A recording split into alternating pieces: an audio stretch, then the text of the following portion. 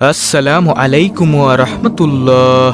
প্রিয় দর্শক, আজকের ভিডিওতে জিকিরের ফজিলত এবং এমন তিনটি জিকিরের ওজিফা আপনাদেরকে জানিয়ে দিব, আপনার জীবন চলে গেলেও এই তিনটি জিকির মিস করবেন না। উঠতে বসতে চলতে ফিরতে যদি এই তিনটি জিকির আপনি করতে পারেন, আপনার জন্য রহমতের দরজা খুলে যাবে, রিজিকের দরজা খুলে যাবে, আপনার সকল কিছুতে বরকত হবে, রোজি রোজগারে বরকত হবে, ঘরে বরকত হবে, হায়াতে বরকত হবে, আপনার সকল কাজে আল্লাহর গায়বী সাহায্য আসবে, দুনিয়া ও আখিরাতের ভরপুর কল্যাণ অর্জন হবে ইনশাআল্লাহ। প্রিয় দর্শক, আমি নিশ্চিত আজকের এই আমলের আলোচনাটি আপনার জীবনের মোড় ঘুরিয়ে দিবে ইনশাআল্লাহ। তাই ধৈর্য ধরে ভিডিওটি দেখার ও শোনার জন্য অনুরোধ রইল। তাহলে চলুন মূল আলোচনা শুরু করা যাক। আব্দুল্লাহ ইবনু বুসর রাদিয়াল্লাহু তাআলা আনহু হতে বর্ণিত আছে, এক লোক বলল, হে আল্লাহর রাসূল সাল্লাল্লাহু আলাইহি ওয়াসাল্লাম, আমার জন্য ইসলামের শরীয়তের বিষয়াদি অতিরিক্ত হয়ে গেছে, সুতরাং আমাকে এমন একটি বিষয় জানান যা আমি মজবুতভাবে আমল করতে পারি। তখন নবীজি সাল্লাল্লাহু আলাইহি ওয়াসাল্লাম বললেন, সর্বদা তোমার জিহ্বা যেন আল্লাহ তাআলার জিকিরের দ্বারা সিক্ত থাকে। অর্থাৎ নবীজি সাল্লাল্লাহু আলাইহি ওয়াসাল্লাম লোকটিকে আল্লাহর জিকিরের আমলটির কথা বললেন। তিরমিজি শরীফ হাদিস নং 3375। অর্থাৎ তুমি সদা সর্বদা আল্লাহর জিকির করবে। আবার তিরমিজি শরীফের 3376 নং হাদিসের বর্ণনায় আবু সাঈদ আল খুদরি রাদিয়াল্লাহু তাআলা আনহু হতে বর্ণিত আছে, রাসূলুল্লাহ সাল্লাল্লাহু আলাইহি ওয়াসাল্লামকে প্রশ্ন করা হলো, কিয়ামতের দিন আল্লাহ তাআলার নিকট বান্দাদের মধ্যে কে মর্যাদায় সর্বোত্তম হবে? নবীজি ফরমালেন, আল্লাহ তাআলার অধিক পরিমাণে জিকিরকারীগণ।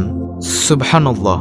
তারপরে প্রিয় দর্শক, তিরমিজি শরীফের 3377 নম্বর হাদিসের বর্ণনায় আবু দারদা রাদিয়াল্লাহু তাআলা আনহু হতে বর্ণিত আছে, তিনি বলেন, নবী সাল্লাল্লাহু আলাইহি ওয়াসাল্লাম বলেছেন, আমি তোমাদেরকে কি তোমাদের অধিক উত্তম কাজ প্রসঙ্গে জানাবো না, যা তোমাদের মনিবের নিকট সবচেয়ে পবিত্র, তোমাদের সম্মানের দিক থেকে সবচেয়ে উঁচু, স্বর্ণ ও রৌপ্য দান খয়রাত করার চেয়েও বেশি ভালো, এবং তোমাদের শত্রুর মোকাবেলায় অবতীর্ণ হয়ে তাদেরকে হত্যা করা কিংবা শহীদ হওয়া থেকে অতি অধিক উত্তম? তখন সাহাবারা বললেন, হ্যাঁ। নবীজি সাল্লাল্লাহু আলাইহি ওয়াসাল্লাম বললেন, সেটি হলো আল্লাহ তাআলার জিকির। প্রিয় দর্শক, এই হাদিসে নবী করিম সাল্লাল্লাহু আলাইহি ওয়াসাল্লাম আল্লাহর জিকিরের 5টি ফায়দা ও শ্রেষ্ঠত্ব বয়ান করেছেন। সেগুলো হলো, নম্বর 1, জিকির হলো সর্বোত্তম আমল। নম্বর 2, জিকির আল্লাহর কাছে সবচেয়ে পবিত্র আমল। নম্বর 3, আল্লাহর জিকিরের ফলে সম্মান বৃদ্ধি পায়। নম্বর 4, জিকির করা স্বর্ণরূপ দান করার চাইতেও উত্তম। নম্বর 5, জিকির করা জিহাদে শহীদ হওয়ার চেয়েও ভালো। এই হাদিসের শেষে হযরত মুয়াজ ইবনে জাবাল রাদিয়াল্লাহু আনহু বলেন, আল্লাহ তাআলার শাস্তি হতে মুক্তি পাওয়ার জন্য আল্লাহ তাআলার জিকিরের তুলনায় অগ্রগণ্য কোনো জিনিস নেই। অর্থাৎ যে যত জিকির করবে সে তত বেশি আল্লাহর আযাব গজব থেকে দূরে থাকবে। প্রিয় দর্শক, কিয়ামতের দিন অধিক জিকিরকারীগণ সবার আগে ভাগে জান্নাতে অগ্রসর হয়ে যাবে। জিকিরের ব্যাপারে সবচেয়ে সুন্দর হাদিসটি হল বুখারী শরীফের 6408 নং হাদিসের বর্ণনা। আবু হুরায়রা রাদিয়াল্লাহু তাআলা আনহু থেকে বর্ণিত, তিনি বলেন, আল্লাহর একদল ফেরেশতা আছেন যারা আল্লাহর জিকিরের রত লোকদের খোঁজে পথে পথে ঘুরে বেড়ান। যখন তারা কোথাও আল্লাহর জিকিরের রত লোকদের দেখতে পান, তখন ফেরেশতারা পরস্পরকে ডাক দিয়ে বললেন, তোমরা আপন আপন কাজ করার জন্য এগিয়ে এসো। তখন তারা তাদের ডানাগুলো দিয়ে সেই লোকদের ঢেকে ফেলেন নিকটবর্তী আকাশ পর্যন্ত। তখন তাদের প্রতিপালক তাদেরকে জিজ্ঞাসা করেন, আমার বান্দারা কি বলছে? তখন তারা বলেন, তারা আপনার পবিত্রতা বর্ণনা করছে, তারা আপনার শ্রেষ্ঠত্বের ঘোষণা দিচ্ছে, তারা আপনার গুণগান করছে এবং তারা আপনার মহত্ব প্রকাশ করছে। তখন আল্লাহ তাআলা জিজ্ঞাসা করবেন, তারা কি আমাকে দেখেছে? তখন ফেরেশতারা বলবে, হে আমার প্রতিপালক, আপনার শপথ, তারা আপনাকে দেখেনি। তিনি বলবেন, আচ্ছা, তবে যদি তারা আমাকে দেখত?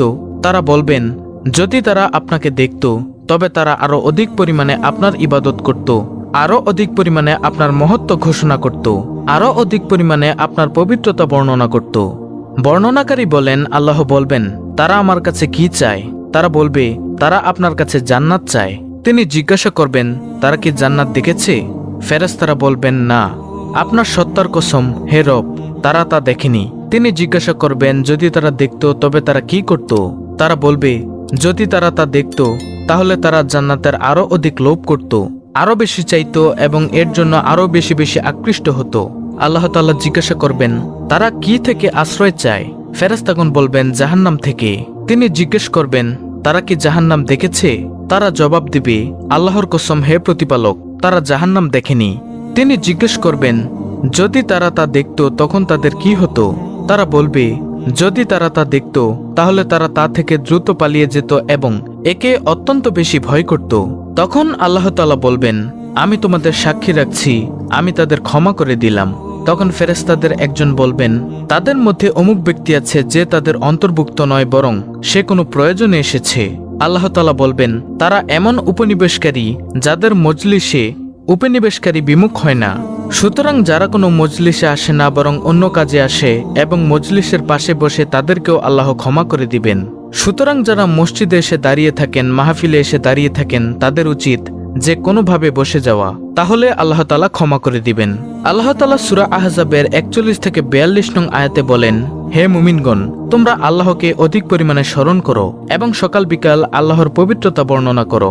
সুবহানাল্লাহ। প্রিয় দর্শক, এখন হলো মূল আলোচনা, কোন সেই 3টি জিকির যে জিকিরগুলিতে আছে দুজাহানের খাজানা। কোন জিকিরগুলো করবেন?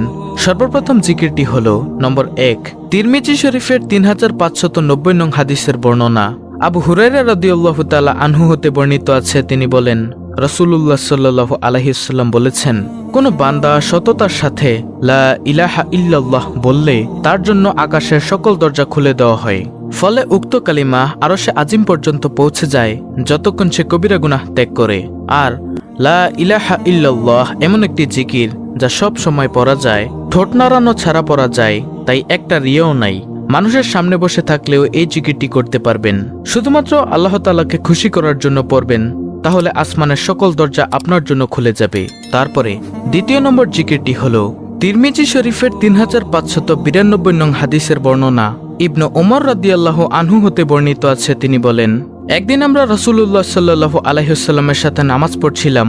সে সময় সমাগত লোকদের মাঝে হতে এক লোক বলল, আল্লাহু আকবার কাবীরা ওয়ালহামদুলিল্লাহি কাসীরা ওয়া সুবহানাল্লাহি বুকরাতা ওয়া আসীলা। প্রিয় দর্শক, দোয়াটি আমি আবারও বলছি, আল্লাহু আকবার কাবীরা ওয়ালহামদুলিল্লাহি কাসীরা ওয়া সুবহানাল্লাহি বুকরাতা ওয়া আসীলা। তখন রাসূলুল্লাহ সাল্লাল্লাহু আলাইহি ওয়াসাল্লাম বললেন, এই বাক্যটি কে বলেছে? উপস্থিত লোকদের মাঝে এক লোক বলল, আমি হে আল্লাহর রাসূল সাল্লাল্লাহু আলাইহি ওয়াসাল্লাম।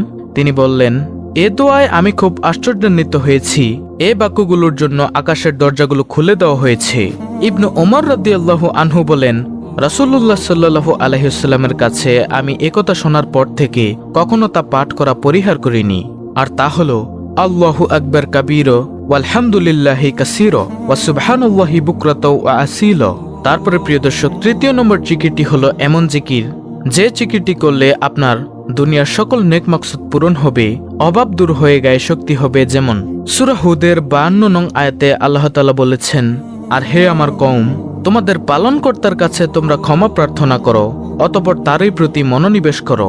তিনি আসমান থেকে তোমাদের উপর বৃষ্টিধারা প্রেরণ করবেন এবং তোমাদের শক্তির উপর শক্তি বৃদ্ধি করবেন। তোমরা কিন্তু অপরাধীদের মতো বিমুখ হইও না।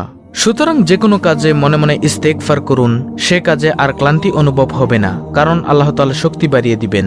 এই জিকির দ্বারা মনের শান্তি প্রশান্তি আসে, যেমন সূরা রাদের 28 নং আয়াতে আল্লাহ তাআলা বর্ণনা করেন, আর যারা বিশ্বাস স্থাপন করে এবং তাদের অন্তর আল্লাহর জিকির দ্বারা প্রশান্তি লাভ করে, জেনে রাখো আল্লাহর জিকির দ্বারাই অন্তরসমূহ শান্তি পায়। আর যাদের হৃদয় প্রশান্ত হয়ে যায় তাদের জন্য আল্লাহ সূরা ফজরের সুখবর দিয়ে বলেন, তুমি তোমার পালনকর্তার নিকট ফিরে যাও সন্তুষ্ট ও সন্তোষভাজন হয়ে, অতঃপর আমার বান্দাদের অন্তর্ভুক্ত হয়ে যাও এবং আমার জান্নাতে প্রবেশ করো। সুতরাং জিকির করতে করতে অন্তর প্রশান্ত হয়ে যাবে, আর যাদের অন্তর প্রশান্ত হয়ে যাবে তাদের জন্য রয়েছে জান্নাতের সুসংবাদ। তাই প্রিয় দর্শক, এই 3টি জিকির অর্থাৎ নম্বর 1 লা ইলাহা ইল্লাল্লাহ, নম্বর 2 আল্লাহু আকবার কাবীরা ওয়ালহামদুলিল্লাহি কাসীরা ওয়া সুবহানাল্লাহি বুকরাতা ওয়া আসীলা, নম্বর 3 ইস্তেগফার, এগুলোকে অব্যাহত রাখুন। ইনশাআল্লাহ অনেক অনেক ফায়দা হবে, যা আমি ভিডিও শুরুতেই বলে দিয়েছি। প্রিয় দর্শক, ভিডিওটি ভালো লাগলে অবশ্যই চ্যানেলটিকে সাবস্ক্রাইব করে বেল বাটন অল বাজিয়ে দিবেন। ভিডিওটিতে একটি লাইক দিবেন এবং কমেন্টে আমিন লিখবেন এবং অন্য মুসলিম ভাই বোনদের কাছে ভিডিওটি শেয়ার করে দিবেন। আল্লাহ রাব্বুল আলামিন আমাদের সকলকে বেশি বেশি জিকির করার এবং প্রশান্ত হৃদয়ের অধিকারী হওয়ার তৌফিক দান করুন। আমিন।